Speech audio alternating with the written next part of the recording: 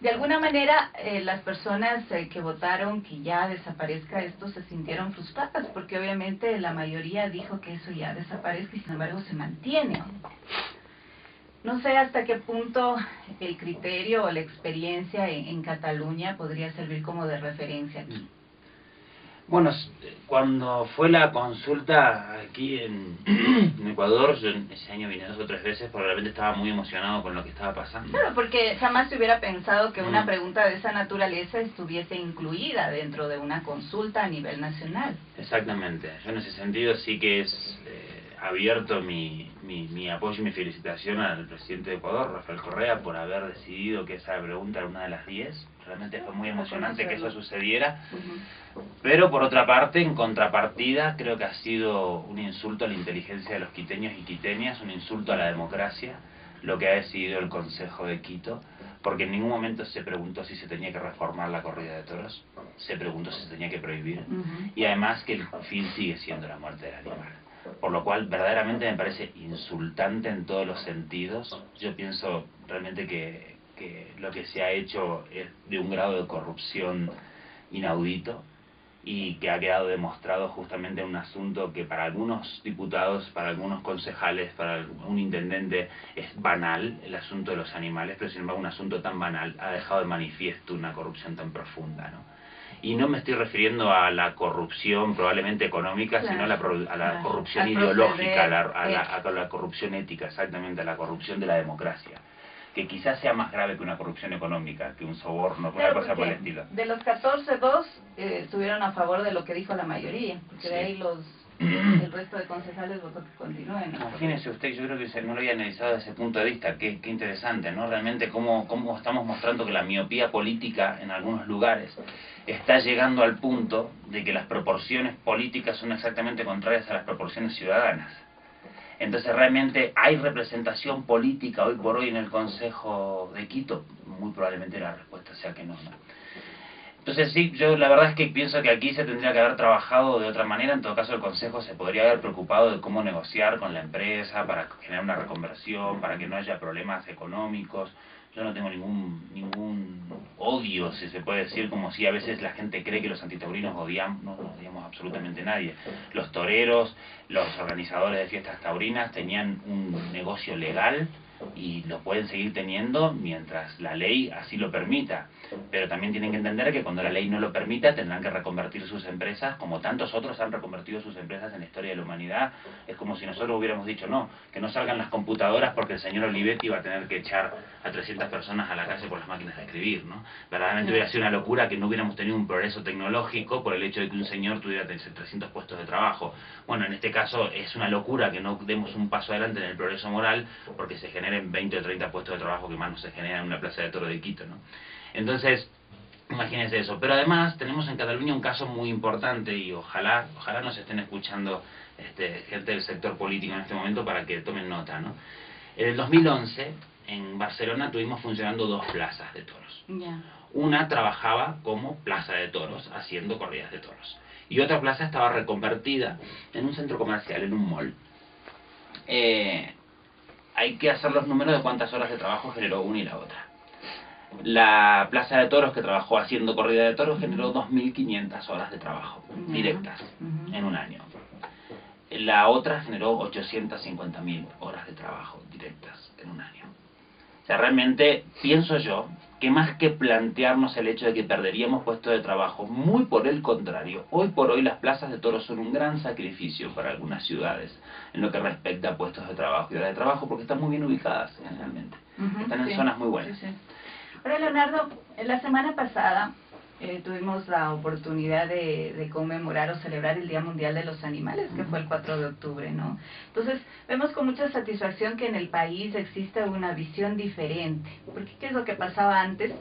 Que, por ejemplo, el perro, que es quizá la mascota o parte de la familia actualmente, como se le denomina así, decían, bueno, es que es para que cuide la casa.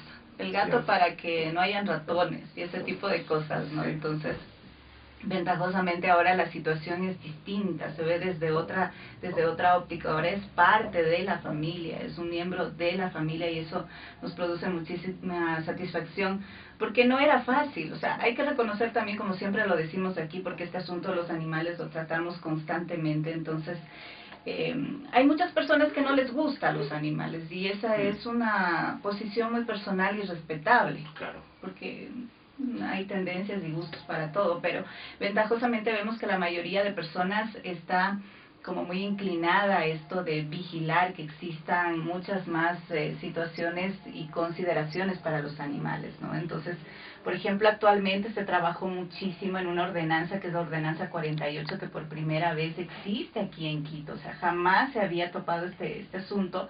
Entonces, sí hay que reconocer, aquí hemos conversado justamente con quien impulsó esto, que es el concejal Norman Gray, junto a otras fundaciones, que fue también muy importante.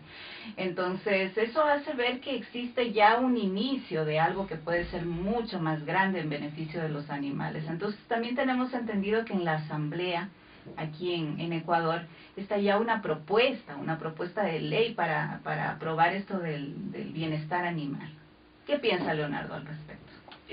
Bueno, con respecto a la primera parte, sí, es verdad, conmemorarse el Día de los Animales fue espectacular. Yo lo hice en Bogotá, estuve en Bogotá. En Bogotá no hay más corridas de toros desde este año, justamente, y nuestra fiesta la hicimos dentro de la Plaza de Toros de la Santa María, que, como dijo el alcalde, ya no es Plaza de Toros, sino Plaza de Todos. Y es muy interesante porque fue como la toma de la Bastilla, ¿no? O sea, entramos ahí, hicimos nuestra fiesta. Estuvo el alcalde de Bogotá, estuvieron muchas personalidades colombianas, la verdad que fue una gran fiesta por los animales, más de 11.000 personas marcharon por los animales ese día en Bogotá. Realmente fue espectacular, tuvimos la adhesión de la Policía Nacional, realmente fue muy interesante. Y sí, evidentemente algo está cambiando y las personas comienzan a tomar los animales de otra manera, esa es la buena noticia. Pienso que son las nuevas generaciones que están influyendo, ¿no? Los que estamos un poco más grandes ya, digamos, creo que se nos está pasando el arroz en este sentido, pero sí que las nuevas generaciones son tremendamente sensibles con los animales porque hay un nuevo estado de conciencia, ¿no? De volver a acercarnos de nuevo a la naturaleza. Ustedes viven en un país que en el año 2008 reformó su constitución declarando derechos a la Pachamama y realmente es muy motivante que esto sea así. De hecho, justamente lo que les planteaba de la propuesta ecuatoriana me gustó mucho en Río +20 fue la Declaración Universal de los Derechos de la Naturaleza. Y creo que realmente ese es el camino que tenemos que ir en este momento, ¿no? Lo que está pasando en la Asamblea, bueno, es difícil de opinar al respecto, porque nosotros presentamos un proyecto de ley muy completo, que tenía casi lo mejorcito de cada uno de los proyectos de ley a nivel internacional. Si Ecuador aprobaba una ley de esas características, hubiera sido la ley más progresista, la primera ley del siglo XXI de defensa de los animales, y muy reforzada en justamente el argumento de los derechos de la naturaleza declarados en la Constitución, porque hasta el momento la Constitución ecuatoriana, que es, como digo, le doy un apoyo absoluto y es maravillosa, no ha generado ningún efecto positivo sobre los animales. Todavía los animales no se han beneficiado como si no fueran parte de la naturaleza. Entonces, el planteamiento que hicimos, bueno, pues hagamos una buena ley. Incluso en la propia ley había toda una serie de propuestas financieras para que eso no tenga que resentir las arcas públicas del Estado. Pero la ley pasó por la peluquería y hoy por hoy ya ni la reconocemos.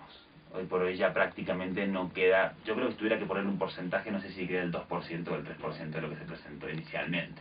Por lo cual estamos reflexionando si realmente vamos a seguir apoyando la tramitación de esa ley o no. Justamente uno de los temas que se va a debatir durante estos días con los diferentes grupos y movimiento animalista en general es si tiene sentido que eso siga adelante o no, o vamos a tener que hacer otro tipo de propuesta o plantearlo de otra manera, quizá mediante una iniciativa legislativa ciudadana. Tenemos que analizar a ver cómo lo vamos a hacer. Pero evidentemente que no nos sentimos identificados con lo que está pasando en este momento en la Asamblea. Ahora, dentro de esto sí es importante estos conversatorios que se van a dar justamente este fin de semana, este día sábado. ¿A partir de qué hora es? A partir de las 2 de la tarde. A partir de las 2 de la exactamente. tarde. Es entrada gratuita, ¿no? Es entrada libre y gratuita. Perfecto.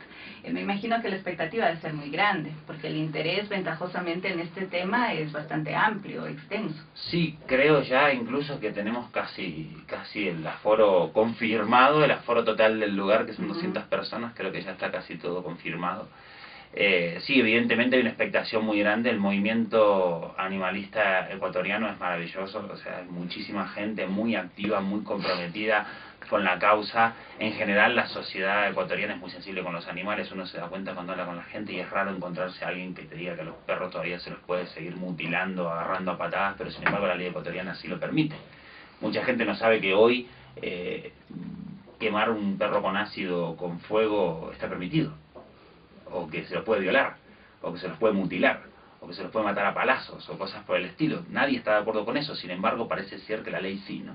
Bueno, ventajosamente con esta ordenanza que está ahora ya vigente dentro de nuestra ciudad, esto ya es penalizado con multas y obviamente es una contravención, ¿no? Entonces por eso yo justamente, Leonardo, le comentaba de la existencia de esta ordenanza y que nos parece muy importante, ¿no? Que exista esta socialización, es decir, que la conozca toda la ciudadanía y que sepa a qué atenerse y cuáles son sus obligaciones y responsabilidades en el momento de tener un animalito, ¿no? Lo cual es muy importante. Entonces nosotros sí estamos bastante confiados en que esta ordenanza vaya como perfeccionándose. Claro.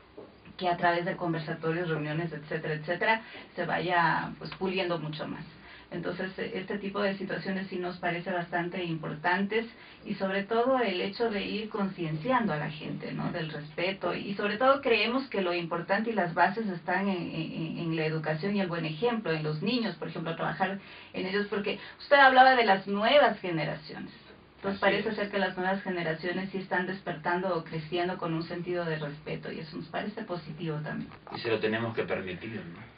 Y la forma de permitirle es darle la información correcta para que eso suceda. Porque hemos tenido, mira, los seres humanos somos como líquido, ¿no? Que dependen en el envase que nos pongan, agarramos una forma u otra. Ajá.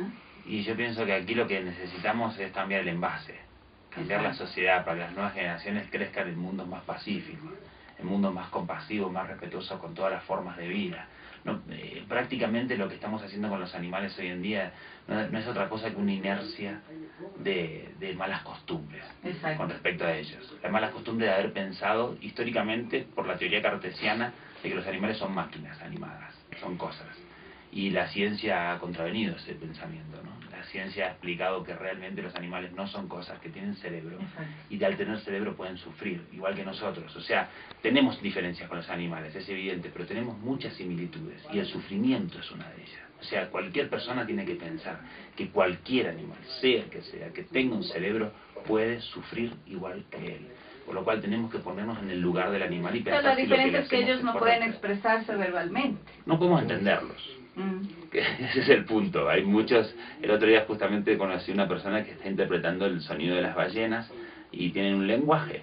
Y justamente en los elefantes, en una organización, la pueden buscar, se llama Elephant Voices, voces de elefantes, que ha encontrado los diferentes idiomas que hablan los elefantes entre sí, y toda la repetición codificada que tienen los elefantes, y tienen sociedades probablemente más complejas que la nuestra. Es más, son animales que se les ha reconocido ya la autoconciencia, la conciencia de sí mismo y su proyección en el futuro, ¿no? Entonces realmente tenemos que hacer un cambio importante. Mira, una reflexión que me gustaría solo llegar a todos los oyentes, porque cuando la tuve, realmente a mí me hizo un hueco bastante profundo, ¿no? Sabes que cuando fue el tsunami en el sudeste asiático, los animales se fueron 10 minutos antes. Todas las especies animales, menos los animales humanos, que se quedaron en la playa tomando daiquiri y tomando mojitos. Y entonces yo me preguntaba, ¿cuáles son las voces que ellos escuchan que nosotros ya no escuchamos? ¿Cuáles son? O sea, ¿qué es? ¿Cuándo nos desconectamos de la naturaleza? Yo pienso que sé cuándo fue. Fue en el momento que pusimos lo material por encima de lo natural. En el momento que empezamos a considerar que lo material tiene más importancia que lo natural, en el momento que pensamos que podíamos abusarnos de la naturaleza tal y como nosotros queríamos, eso incluso nos hizo entrar en conflicto con nosotros mismos, porque nosotros somos naturaleza. 7 de la mañana con 59 minutos exactamente en Ecosí. Nuestros teléfonos están a la orden.